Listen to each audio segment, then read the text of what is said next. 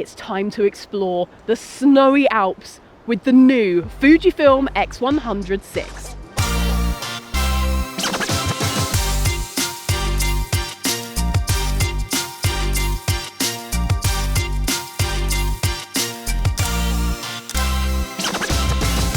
Now this body is fully weather sealed, apart from right at the front, which I'll talk to you about later. However, it's nice to know that if this gets too heavy, it genuinely is small enough to fit in my jacket pocket. How good is that?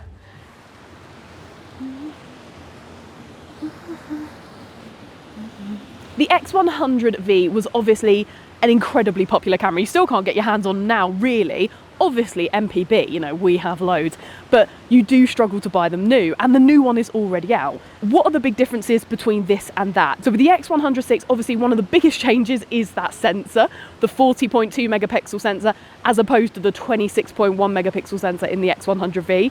For some, that'll be a huge upgrade. Some may not need that resolution and still want to get their hands on the X100V. We'll do some side-by-sides this trip. I did bring it with me so you can see. The other thing for me, which I see as a massive upgrade, I can't see this being a downside at all, is the X100VI now has in-body image stabilization, and it's up to 6 stops. I think that's brilliant as a camera that is literally for walking around, using in your everyday life, having that stabilization to support you when things are a little bit lower light, when things get a bit moody, being able to even just take shots where you want to see a little bit of movement, but you want the shot to be steady. Just gives you so much flexibility having 6 stops of IBIS. It's already come in handy this trip, just testing this camera out so far, but I can't wait to use it tonight as we lose the light.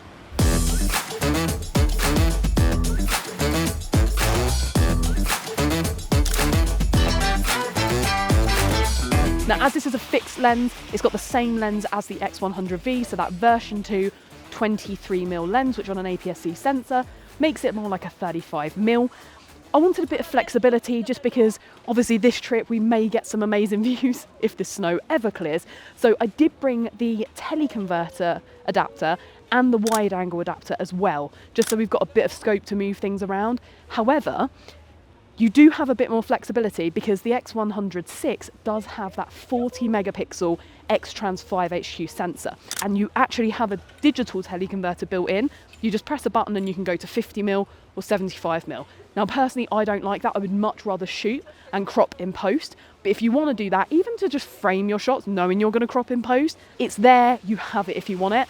But I thought I'd bring the teleconverter anyway, because it's always nice to have the optical zoom, if you like, rather than it just being done digitally. I actually really like working with the teleconverter. It's enough of a pain in the arse to put on that I don't want to keep changing it back and forth. So it's still giving me a fixed lens camera, but having the flexibility of knowing if there is a crazy landscape or that, you know, you've got the snow like this and you want to create the depth, I can stick on the teleconverter, but most of the time it's still a fixed lens compact. It takes a bit of the pressure off. Actually, it's quite nice. I thought that was going to stay in my bag, but it hasn't already. It's back on the camera.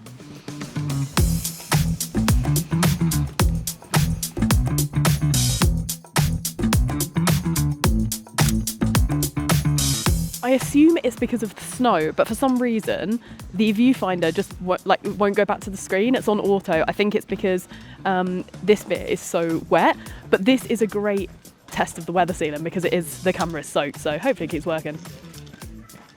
Thank you, you're all good. You're all good. You're all good, thanks. I really need to learn Italian.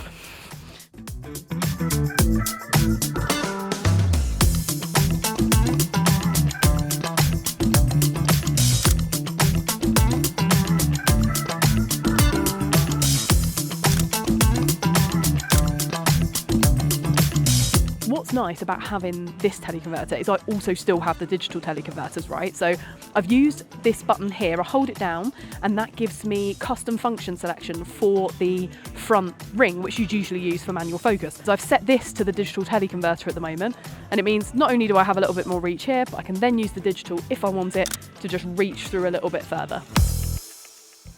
Just having a look at the minimum focusing distance, it's 10 centimeters, the same as the previous model, about 10 centimeters.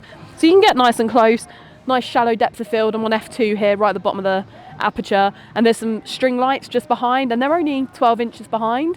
they're creating really nice bokeh, everything's out of focus, it's nice to shoot with.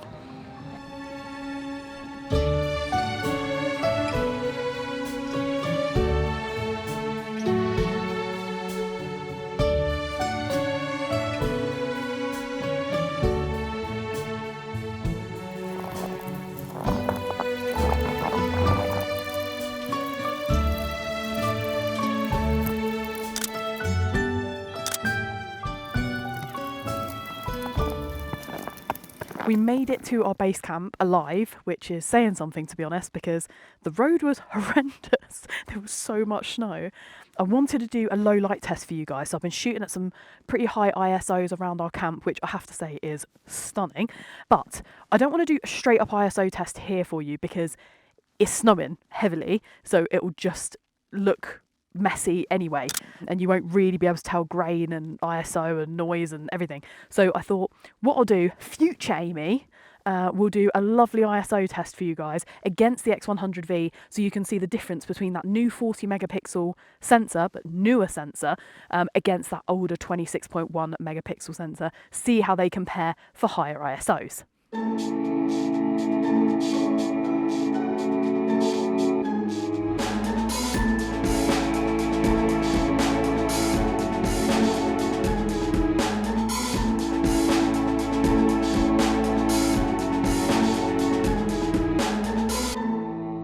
For that, future me. Now I'm gonna make the most of being freezing cold and soaking wet and get some more of this snow in the very, very low light. I'm literally going numb. I know that sentence wasn't very good, but I've given up because I am so cold.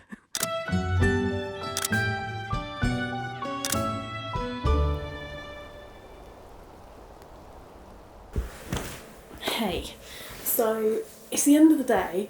Jakub's gone to bed ages ago. I stayed out in the snow because I'm 12. And I've just been thinking about the camera and my thoughts on it today. We could have taken this to somewhere like Seville, right? Or like an easy street photography destination. There are millions around the world, right? I think the reason I booked here is because, one, snow, but two, I wanted to test it out properly. And I think for me, if I was genuinely to buy the X100VI, this is what I'd want to be doing with it. I'd want to do these trips, you know, the one night stays, the weekends, the 24 hours here, and I'd want it to perform constantly throughout that, you know, like low light, it's raining, it's snowing, you know, it's a horrible day, or it's a sunny day, or there's views, or there's people, or whatever it might be. And I think that's what I've noticed with this, with shooting here, is that it's keeping up. Is it the best ever of fixed lens compacts? No, that's not. It's not. But yeah, I am really enjoying it, and I think I'm genuinely surprised at how well it's keeping up with what honestly has been like a terrible shoot day. Like it has been freezing and the snow has been like super wet, and it has kept up with everything we've been doing. It's been really nice to use, so I look forward to tomorrow. The weather forecast has changed, and instead of 2 dibbles of snow for the entire day and black cloud, it's now showing a couple of hours of sun. Fingers crossed, praying that we get a couple of hours of sun, because the views around here are meant to be mad. God, I wonder if the weather's a bit nicer today. Let's have a quick look. Yep, it's a bit nicer.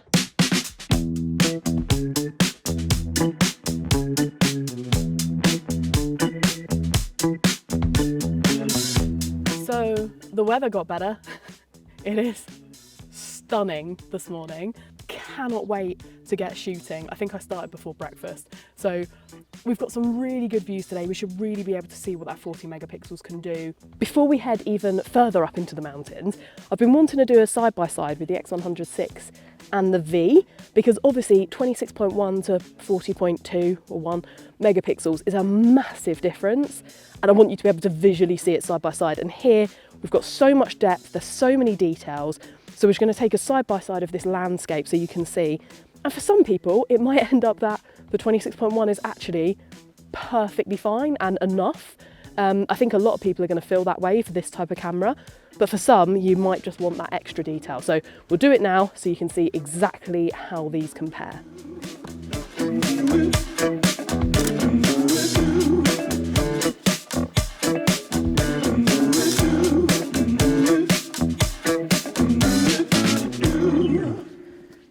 The design of the X100VI is objectively stunning. It is a lovely, lovely camera. All of the X100 series have been really beautiful, and a lot of Fuji's cameras are. Now, something I love about these cameras is how customizable they are. I've got a few examples here for you. So, for example, you can take the hot shoe cover off and you can put a thumb grip on here, and that just allows you a little bit more control on the back of the camera. You've got things like viewfinder adapters in case you wear glasses. Again, they just slide into the hot shoe, so it's nothing, you don't have to, you know, take bits off. And one of my personal favourites is the tiny, tiny little shutter buttons you can get. So Fuji quite often use the old style shutter buttons on their cameras, which still have the screw thread that people used to use when they were using a remote trigger. So it means you can screw in these little shutter buttons like that, and it gives you a nice concave surface on top of your shutter button. They're just lovely to use, and you can personalise them to what you like to use. From a practical point of view, you can also take off this little filter thread here. You've got an outside filter thread. Now, this is the one design part I don't like of this camera particularly. It was the same on the V as well, which is that the filter thread sits outside, so you have to use an adapter and then you can use filters on it. On the plus side, it means you can attach any filter. You can be using ND, circular polarizers, etc. But I don't like that you have to do that and that you have to buy it separately. I find that slightly annoying. But it's there, it's usable, and all it means is getting the little adapter. What's worth bearing in mind is that this entire body is weather sealed, and apparently it's very well weather sealed because the weather we were using it in yesterday meant that it was covered in water and snow the whole day. But the only bit that isn't is around this front lens. Where it autofocuses, it is not weather sealed. So you have to use that filter adapter with a filter if you want it weather sealed. What you can do, because you have this thread here, is attach these converters. I used these quite a bit yesterday, so we've got the wide angle converter here and the tele converter. They simply screw on. There's nothing else you have to do. They're not overly expensive for what you get. So it does make it just a very customizable system that can really become yours, and you can sort of create the camera you really want it to be, which I love about Fuji. Now, in terms of the differences between the X100V and the 6 design-wise, there's not an awful lot. When I first picked it up, I thought, oh, they've just literally managed to chuck everything into the same body. But no, there are some differences. They've managed to keep the really lovely screen on the back that you barely know is a tilt screen because it's so well designed and flat with the body. The body is now only 2 millimeters deeper. I can't even really notice it when I put them side by side, but it is 2 mil deeper. And to be honest, they've put in a 40 megapixel sensor and IBIS. So, like, give them a break. Do you know, 2 millimeters is nothing. And it weighs 40 grams, 43 grams more than the X100V as well, which means it is still a light camera. I'm pretty happy with what they've managed to achieve design-wise. There is one other difference. Do you know what? I'm not even going to tell you. Here's a side-by-side. Spot the difference, put it in the comments, see if we can figure it out.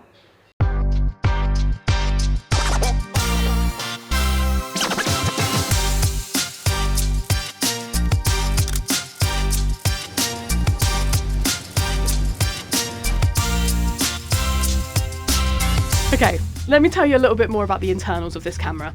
So obviously we've had that XH2 40.2 megapixel sensor in here. I've spoken about that at length.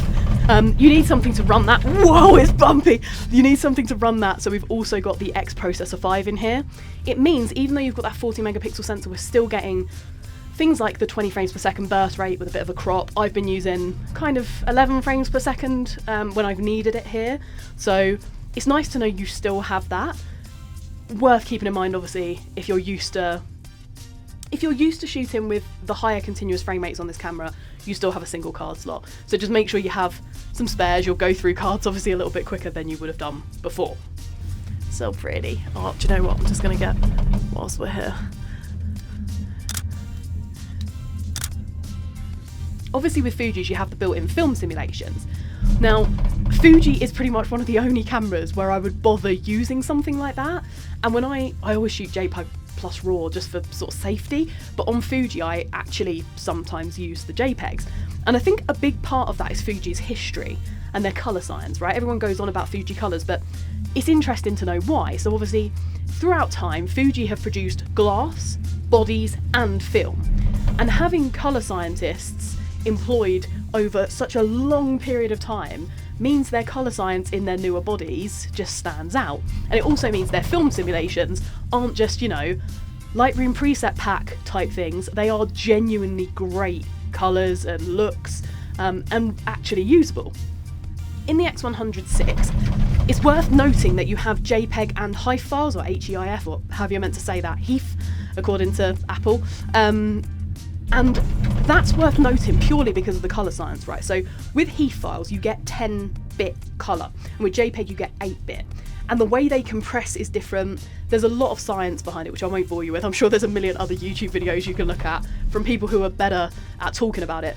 But it's worth noting that if you do want to use the smaller files rather than just raw uncompressed, if you're worried about those 40 megapixels, with the HEIF files, you will keep far more colour, far better colour. You'll get less banding than you would with JPEGs, and overall it might be a good option for you if you are worried about using RAW constantly, or maybe you don't want to be editing all the time, right? Maybe you just want to be using HEIF or JPEG instead of editing your RAWs.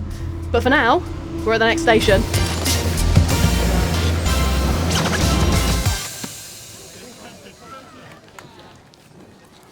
One thing that's really been hang on, I can't even talk about AF. Look at this, so pretty. The X100VI has much upgraded AF over the X100V, which was already pretty good to be fair.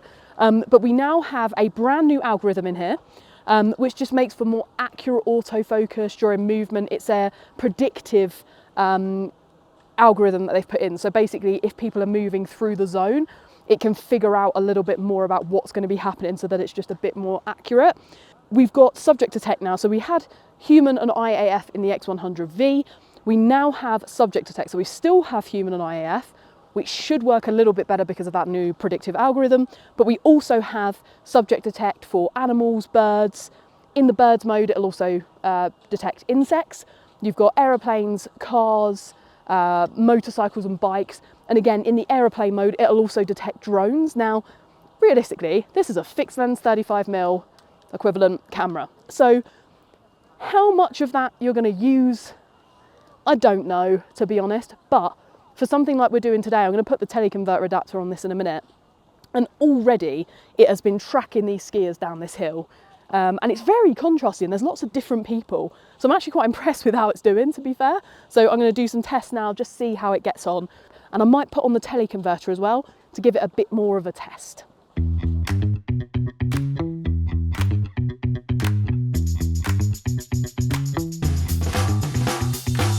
Oh, it's beautiful. You can even see the snow spray behind them.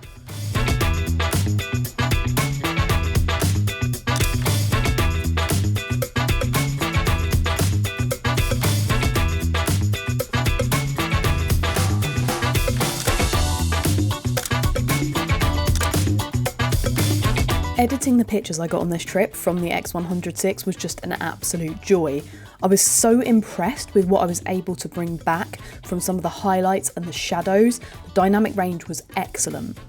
There was also very small amounts of distortion. There was almost no chromatic aberration, and even when we're shooting dark things on highlighted snow where you'd normally see that purple and that green fringing, there was just not really much at all. Luckily, because we waited a few days after the release of the camera, I was able to have a RAW profile. So when I was editing these in Lightroom, I could edit the actual RAWs, whereas when I first got the camera home, it was only the JPEG. So it was nice to know I could see exactly what the camera was capable of producing.